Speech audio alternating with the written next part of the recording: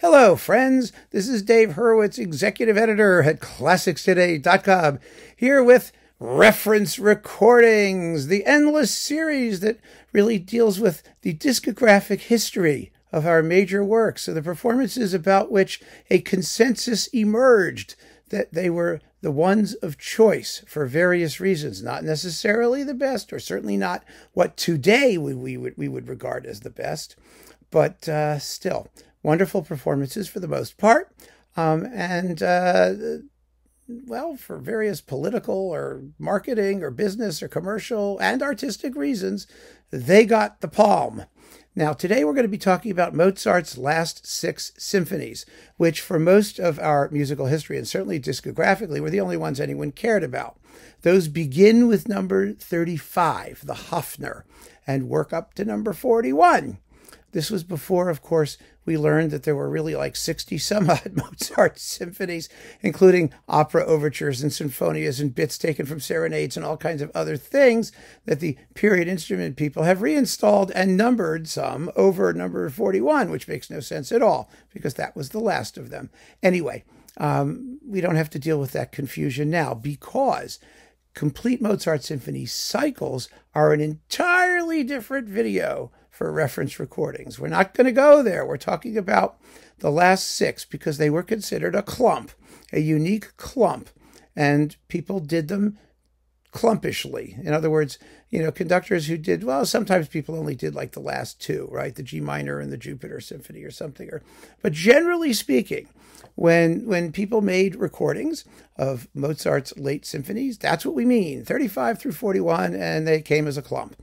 So, what is the best clump for Mozart's late symphonies? Not the best, let's put it this way. The reference recording for Mozart's last 6 symphonies. Well, it's a very interesting story, actually, because there's a reference recording, but it was immediately a controversial reference recording. And here it is. It's Bruno Valter with the Columbia Symphony Orchestra. And I really ought to say simply Bruno Valter with whatever orchestra, because Bruno Valter was the Mozart guy. That was his thing. That was his reputation as a symphonic conductor. That, even more than Mahler, along with Brahms, the German standards that he did. But Mahler hadn't quite been accepted. That was sort of Bruno Valter's eccentric whim.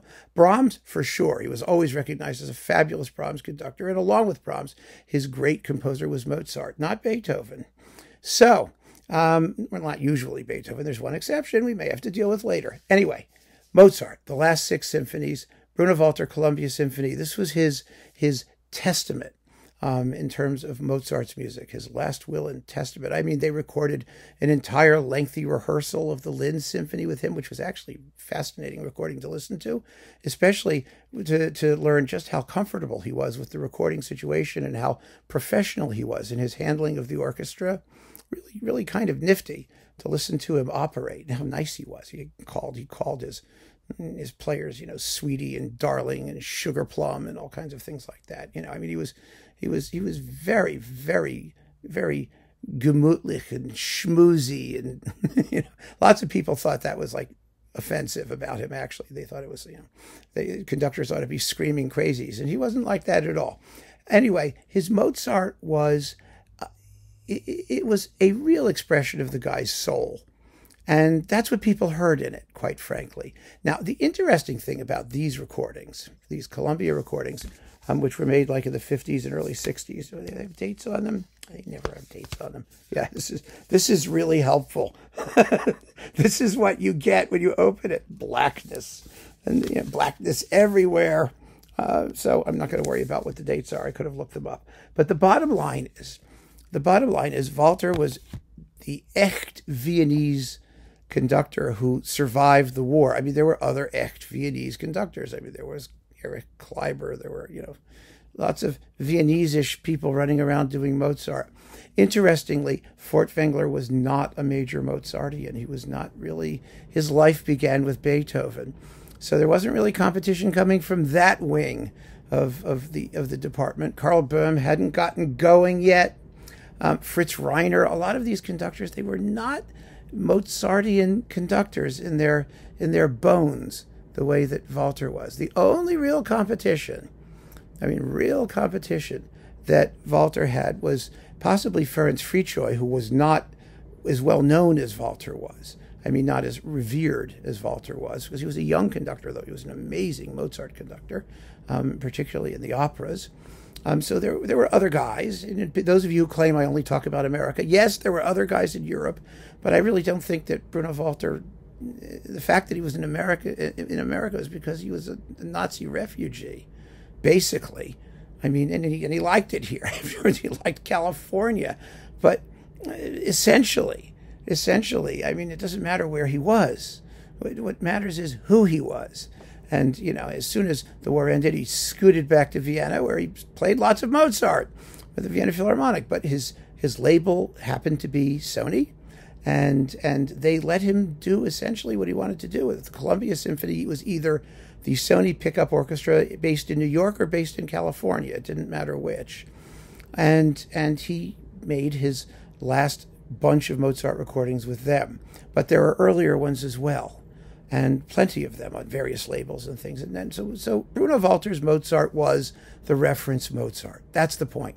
Doesn't matter where he made it or who it was with or when it was, whatever. You can get it going back to the 78 RPM era. He waited, he claimed, until he was 50 or so to even touch the G minor symphony, Koelschel 550, number 40, because he was so intimidated by its, you know, overwhelming spiritual greatness and transmogrified, you know, sublimity and all of that stuff. And you have to respect that. I mean, I'm being facetious, but you have to respect that. It's what he really, really loved this music. And his performances were just suffused with a certain view of Mozart. Today, we like to think of Mozart as sort of a demonic, radical, disruptive composer.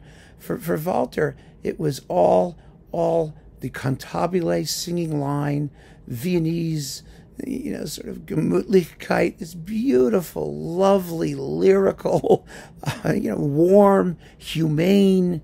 You know, it was so bound up in this, you know, almost late romantic philosophy of you know, human transcendence and all kinds of stuff. I mean, it's all very complicated, but that's what it meant, and that's what it meant to a lot of listeners. You know, we didn't hear the radical view of Mozart. It was the more comfortable view of Mozart. Now, that changed, and this is the interesting thing. That changed when our good friend George Szell and the Cleveland Orchestra popped up and started doing Mozart. And his view of Mozart was far closer to what the period instrument people think today. I mean, today you listen to Szell's Mozart, the period instrument people would go like, no. But it really was considered shocking in its linearity, in its clarity, in its rhythmic, its incisiveness. It was a whole different view of Mozart. And, you know, Szell's remark about it, you know, when they compared him to, unfavorably, by the way, to Bruno Valter was, I can't put chocolate sauce on asparagus.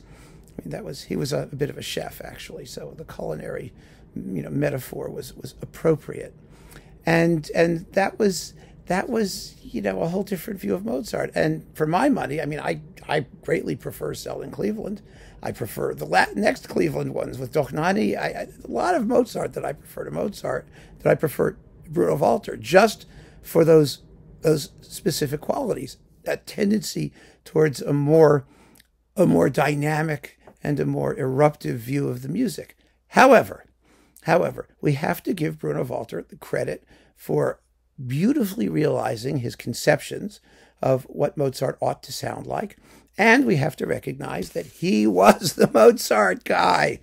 He really was. For most of the 40s and 50s and 60s, this was what you turned to when you wanted the late Mozart symphonies. And they are beautiful performances for exactly the reasons I've stated, for their warmth, their lyricism. It's romantic Mozart, but then Mozart was a romantic composer in many ways. Even the demonic eruptive bits were considered romantic, but just the elements differed depending on who you were and what you saw in it. It just goes to show that there are many Mozarts, and that's perfectly fine. However, I think it's valuable not only to know what the reference recording was, and it really was. Let's not kid ourselves here.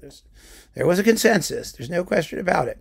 But not to know what it was, but also to hear this view of Mozart, which is so different from what we're used to today, so completely different. And some people will listen to it after just having heard, you know, the Academy of Ancient Music or something, or Harnoncourt, God knows, and say, oh, it's so slow, it's so heavy, it's so this, it's so thick. Well, let's be straight. It isn't thick. It's just as transparent as any period instrument performance you're ever going to hear, because Valter always made sure you heard woodwind parts, that there was clarity. It's the approach to string tone and texture. It's the way that he handled legato, particularly connecting the notes together, the sense of rhythm, the balance with, you know, especially in the symphonies that have trumpets and drums, where the rule was trumpets and drums never play louder than mezzo forte in a classical symphony, ever. That was modern trumpets and drums. That was Valter's theory. That was what he subscribed to, along with most conductors of his day. It's an approach. And if you have an open mind and open ears, I think, and let it speak to you, I think you'll enjoy it, because it's very beautiful. It's just wallowing in sensuous beauty, in a way that we seem to have forgotten about completely today, that this music is about sex. It really is. It's about love. It's about all of these wonderful, positive human emotions. And also in the G minor symphony, there's a certain tragic quality, anxiety, but passion expressed through the long singing cantabile musical line. It was quite a moment, a beautiful moment, which has been happily captured in recordings that we can go back and savor. So yeah, this was the reference recording. And since then, things have changed. What can I tell you? Keep on listening. That I can tell you. Thank you so much for joining me. Take care.